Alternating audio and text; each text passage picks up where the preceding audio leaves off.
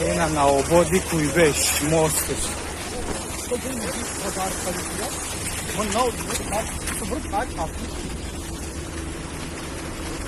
ماشینا ببین را کلیچ ببین انا قلعه حصار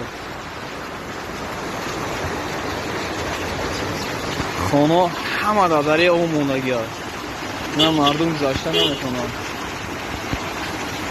این طرف قشلاق کاملی در دریا است.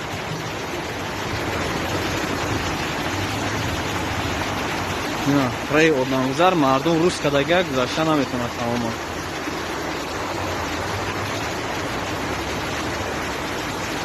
اینا راه اوس قریب یا 200 متر راهی کلان اوه